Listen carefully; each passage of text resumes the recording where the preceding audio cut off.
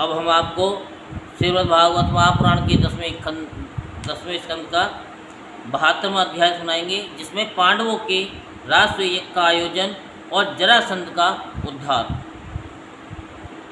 तो श्री सुखदेव जी कहते, परीक्षित, एक दिन महाराज युधिष्ठिर बहुत से मुनियों, ब्राह्मणों, क्षत्रियों, वैश्यों, भीमसेन आदि भाइयों, आचार्यों, कुल के बड़े बूढ़े, जाति बंधुओं, संबंधियों एवं कुटुंबियों के साथ राजसभा में बैठे हुए थे।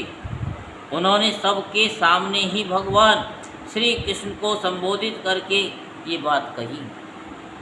धर्मराज युधिष्ठिर ने कहा कि गोविंद, मैं सर्वश्रेष्ठ राजसूय यज्ञ के द्वारा आपका और आपके परम पावन विभूति स्वरूप देवताओं का यजन करना चाहता हूँ।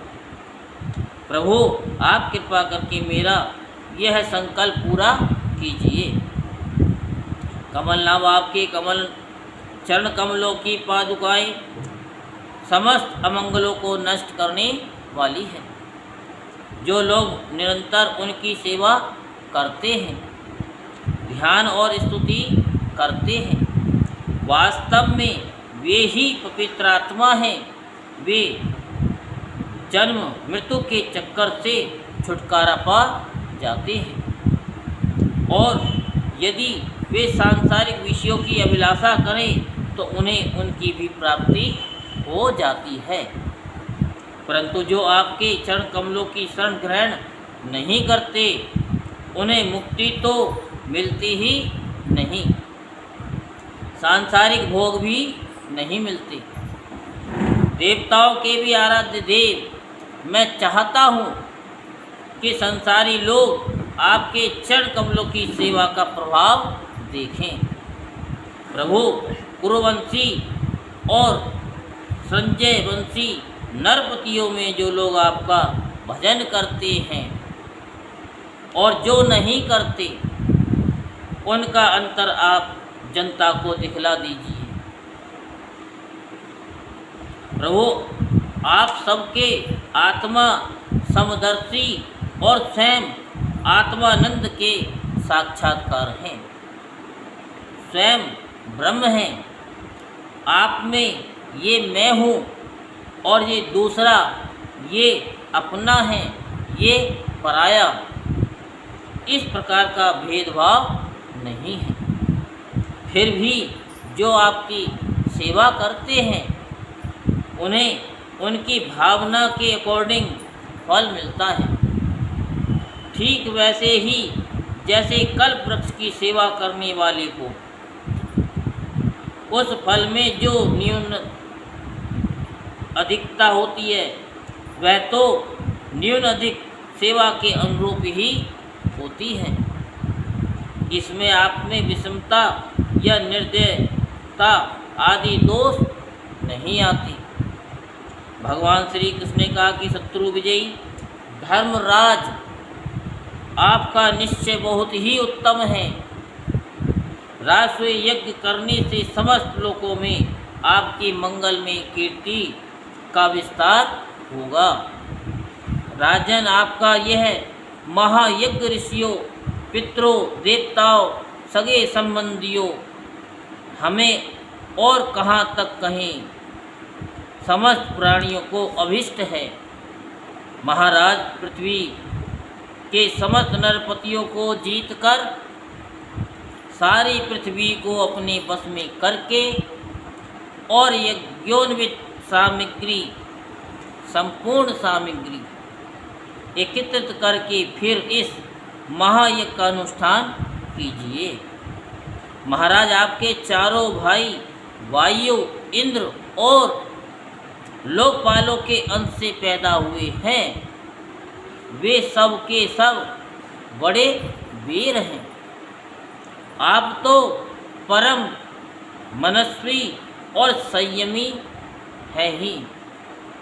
आप लोगों ने अपने सद्गुणों से मुझे अपने बस में कर लिया है।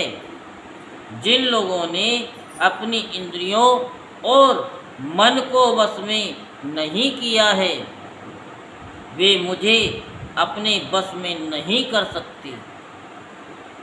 संसार में कोई बड़े से बड़ा देवता भी तेज, यश, लक्ष्मी, सौंदर्य और ऐश्वर्य आदि के द्वारा मेरे भक्त का तिरस्कार नहीं कर सकता। फिर कोई राजा उसका तिरस्कार कर दे, इसकी तो संभावना ही क्या है। श्री सुखदेव जी कहते हैं कि परीक्षित भगवान की बातें सुनकर महाराज युधिष्ठिर का हृदय आनंद से भर गया, उनका मुख कमल प्रफुल्लित हो गया। अब उन्होंने अपने भाइयों को दिग्विजय करने का आदेश दिया।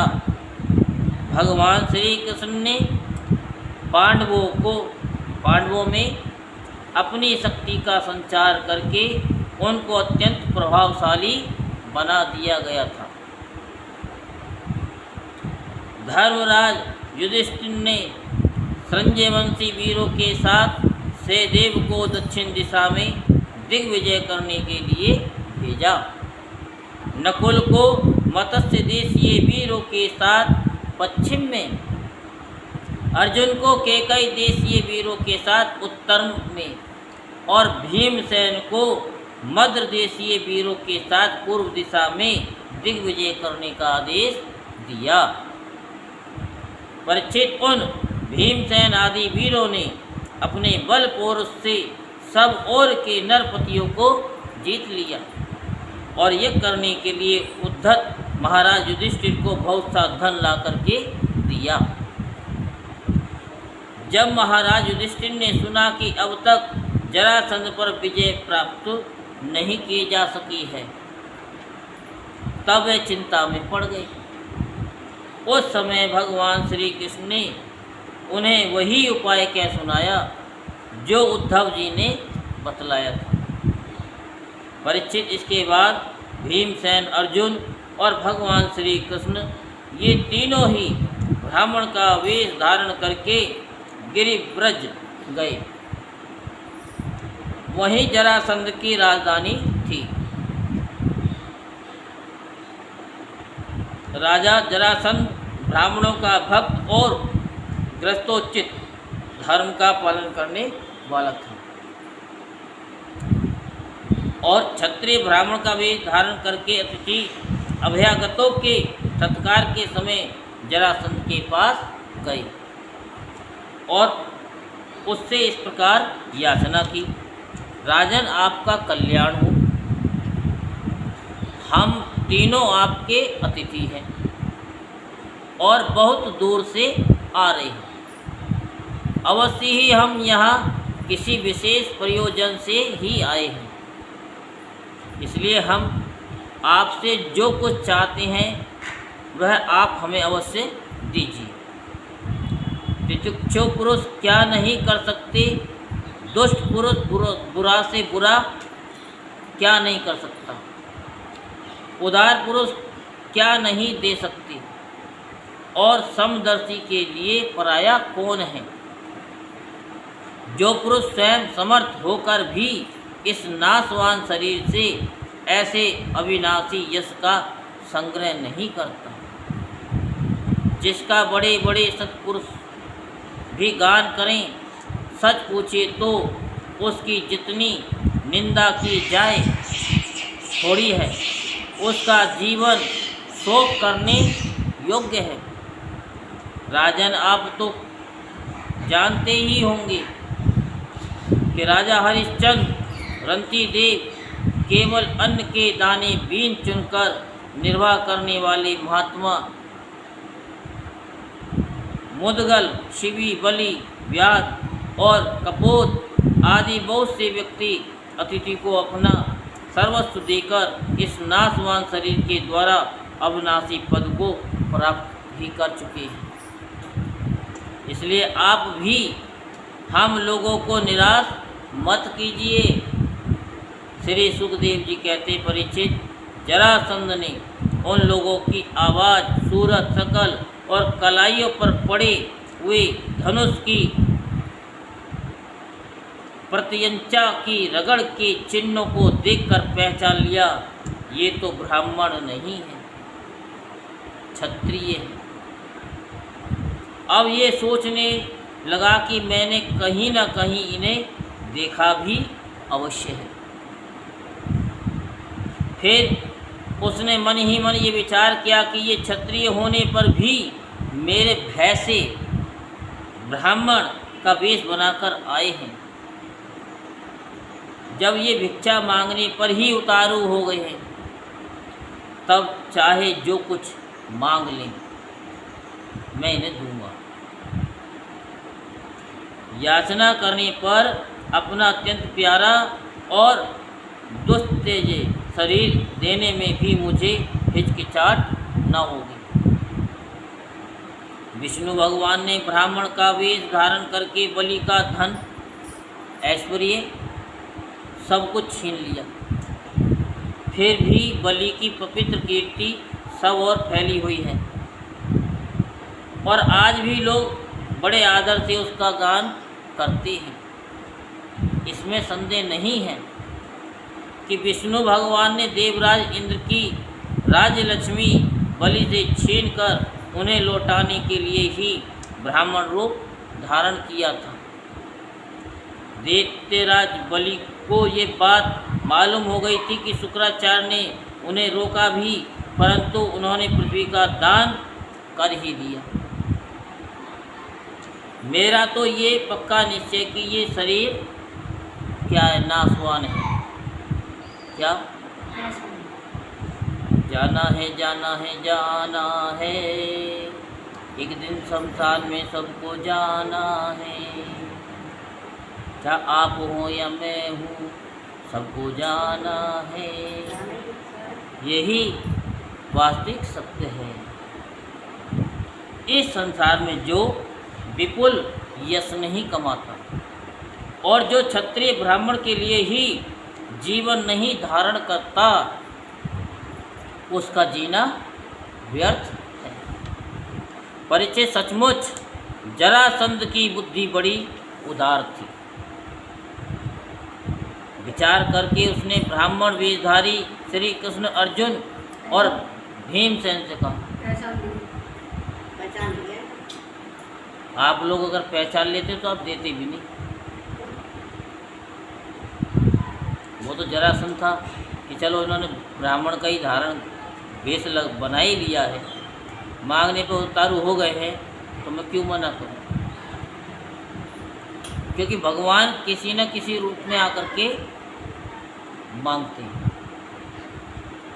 बस वो समय परिस्थिति को पहचानना ही सबका एक धर्म होता है। तो भीमसेन से कहा कि ब्राह्मणों, आप लोग मनचाही वस्तु मांग लें। आप चाहें तो मैं आप लोगों को अपना सिर भी क्या दे सकता हूँ। भगवान श्री कृष्ण ने कहा, राजेंद्र, हम लोग अन्न के इच्छुक ब्राह्मण नहीं हैं, क्षत्रिय हैं। हम आपके पास युद्ध के लिए आए हैं। यदि आपकी इच्छा हो तो हमें द्वंद्व युद्ध की भिक्षा दीजिए। देखो, ये पांडु पुत्र भीमसेन हैं और ये इनका भाई अर्जुन है, और मैं इन दोनों का मेरा भाई तथा आपका पुराना शत्रु कृष्ण हूँ। बता भी दिया। जब भगवान श्री कृष्ण ने इस प्रकार अपना परिचय दिया, तब राजा जरासंध जोर जोर से हंसने लगा और चिढ़कर बोला, अरे मूर्खो, यदि तुम्हें युद्ध की ही इच्छा है तो लो, मैं तुम्हारी प्रार्थना स्वीकार करता हूँ। परंतु कृष्ण, तुम तो बड़े डरपोक हो। युद्ध में तुम घबरा जाते हो, यहाँ तक कि मेरे डर से तुमने अपनी नगरी मथुरा भी छोड़ दी और समुद्र की शरण ली है। इसलिए मैं तुम्हारे साथ नहीं लड़ूंगा। ये अर्जुन भी कोई योद्धा नहीं है। एक तो अवस्था में मुझसे छोटा है और दूसरे कोई विशेष बल भी नहीं है, इसलिए ये भी मेरे जोड़ का वीर नहीं है। मैं इसके साथ भी नहीं लड़ूंगा। रहे भीमसेन, वे अवश्य ही मेरे समान बलवान और मेरे जोड़ के हैं। जरासंध ने ये कहकर भीमसेन को एक बहुत बड़ी गदा दी और स्वयं दूसरी गदा लेकर नगर से बाहर निकल आया। याद आई कथा जब सुनाई थी जरासंध की? याद है? नहीं भूल गई?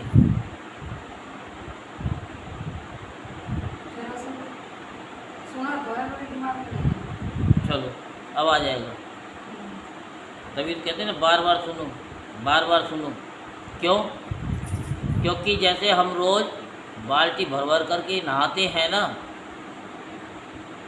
नहाते तो सारा पानी थोड़ी रह जाता है शरीर पे, और थोड़ा बहुत रह भी जाता है तो उसे तौलिए से ही पहुँच देते हैं क्या रह ना जाए। तो ऐसे ही हमारे जीवन में हमारे प्रारब्ध को, जो हमारी 84 के पाप ताप हैं, उनको मिटाने के लिए ये रोज़ कथा सुननी चाहिए, रोज़ ही सुननी चाहिए। कि जैसे नहाने से शरीर एक फूल सा हो जाता है, तो पानी टिकता ही नहीं है, तुम छोड़ते भी नहीं, तो नहाते क्यों? क्योंकि नहाने से ताजगी आ जाती है। ऐसी कथा सुनने से हमारे पाप कट जाते हैं। तो बार बार बार बार सुननी चाहिए, भगवान का नाम बार बार लेना चाहिए, जिससे कि हमारे पाप कट जाए।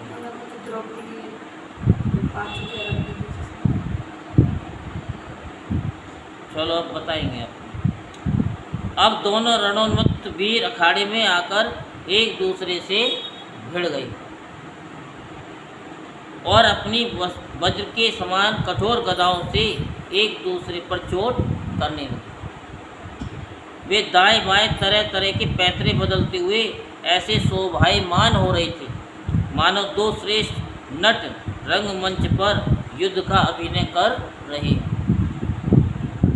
परीक्षित, जब एक की गदा दूसरे की गदा से टकराती तब ऐसा मालूम होता मानो युद्ध करने वाले दो हाथियों के दांत आपस में भिड़कर चटा रहे हो। ये बड़े जोर से बिजली तड़क रही हो। जब दो हाथी क्रोध में भरकर लड़ने लगते हैं और आग की डालियां तोड़ तोड़ कर एक दूसरे पर प्रहार करते हैं, उस समय एक दूसरे की चोट से वे डालियां चूर चूर हो जाती हैं। वैसे ही जब जरासंध और भीमसेन बड़े वेग से गदा चला चला कर एक दूसरे के कंधों, कमरों, पैरों, हाथों, जांघों और हंसुओं पर चोट करने लगे, तब उनकी गदाएं उनके अंगों से टकरा टकरा करके चकनाचूर होने लगी। इस प्रकार जब गदाएं चूर चूर हो गईं, तब दोनों वीर क्रोध में भरकर अपने घूंसों से एक दूसरे को कुचल डालने की चेष्टा करने लगे। उनके घूंसे ऐसी चोट करते मानो लोहे का घन गिर रहा हो। एक दूसरे पर खुलकर चोट करते हुए दो हाथियों की तरह उनके थपेड़ों और घूंसों का कठोर शब्द बिजली की कड़कड़ाहट के समान जान पड़ता था। परीक्षित, जरासंध और भीमसेन ने दोनों की गदा युद्ध में कुशलता, बल और उत्साह समान थी। दोनों की शक्ति तनिक भी क्षीण नहीं हो रही थी। इस प्रकार लगातार प्रहार करते रहने पर भी दोनों में से किसी की जीत या हार नहीं हुई। दोनों वीर रात के समय मित्र के समान रहते और दिन में छूटकर एक दूसरे पर प्रहार करते और लड़ते। महाराज, इस प्रकार उनके लड़ते लड़ते 27 दिन बीत गए। प्रिय परीक्षित, 28वें दिन भीमसेन ने अपने मेरे भाई श्री कृष्ण से कहा, श्री कृष्ण, मैं युद्ध में जरासंध को जीत नहीं सकता। भगवान श्री कृष्ण जरासंध के जन्म और मृत्यु का रहस्य जानते थे और ये भी जानते थे कि जरा राक्षसी ने जरासंध के शरीर के 2 टुकड़ों को जोड़कर आ गई यार इसे जीवन दान दिया। इसलिए उन्होंने भीमसेन के शरीर में अपनी शक्ति का संचार किया और जरासंध के वध का उपाय सोचा। परीक्षित भगवान का ज्ञान अबाध है। अब उन्होंने उसकी मृत्यु का उपाय जानकर एक वृक्ष की डाली को बीचों बीच से चीर दिया। बोले नहीं भगवान, चीर दिया और इशारे से भीमसेन को दिखाया। वीर शिरोमणि एवं परम शक्तिशाली भीमसेन ने भगवान श्री कृष्ण का अभिप्राय समझ लिया, क्योंकि नकल करने के लिए भी अकल की जरूरत होती है। अगर नकल करोगे बिल्कुल हूबहू तो टीचर को पता चल जाएगा ये नकल है, ये तो ऐसे ही उतार दिया गया है। उसके लिए भी अकल की जरूरत है। अब जिसने कभी पढ़ाई ना हो वो तो भाई अपना टीप टीप के लिखेगा ही। और जरासंध के पैर पकड़कर उसे धरती पर दे मारा। फिर उसके एक पैर को अपने पैर के नीचे दबाया और दूसरे को अपने दोनों हाथों से पकड़ लिया। इसके बाद भीमसेन ने उसे गुदा की ओर से इस प्रकार चीर डाला जैसे गजराज वृक्ष की डाली चीर डाली। अब याद रहेगी जरासंध की कथा कि भीमसेन ने टांग पर टांग धर के उसको चीर दिया था और चीरने के बाद क्या किया, उसको उल्टा कर दिया। सीधा कर देते तो जुड़ जाता। लोगों ने देखा कि जरासंध के शरीर के दो टुकड़े हो गए हैं और इस प्रकार उनके एक एक पैर, जांघ, अंडकोश, कमर, पीठ, स्तन, कंधा, भुजा, नेत्र, भुएं और कान अलग अलग हो गए हैं। मगधराज जरासंध की मृत्यु हो जाने पर वहाँ की प्रजा बड़े जोर से हाय हाय पुकारने लगी। भगवान श्री कृष्ण और अर्जुन ने भीमसेन का आलिंगन करके उनका सत्कार किया। जैसे जरासंध मारा गया तो आप लोग कथा सुने तो आपका कौन सा जरासंध मरेगा कि जो आपके पाप हैं वो मर के पीछे तुमको भी पता नहीं चलेगा और कब में वो निकल गए। सर्वशक्तिमान भगवान श्री कृष्ण के स्वरूप और विचारों को कोई समझ नहीं सकता। वास्तव में वे ही समस्त प्राणियों के जीवन दाता हैं। उन्होंने जरासंध के राज सिंहासन पर उसके पुत्र सहदेव का अभिषेक कर दिया और जरासंध ने जिन राजाओं को कैदी बना रखा था उन्हें कारागार से मुक्त कर दिया। यही श्रीमद् भागवत महापुराण के 10वें स्कंद का 72वां अध्याय संपूर्ण होता है। बोलो वृंदावन बिहारी लाल की, बोलो बांके बिहारी लाल की। जय जय श्री राधे श्याम, जय जय श्री राधे श्याम, जय जय श्री राधे श्याम।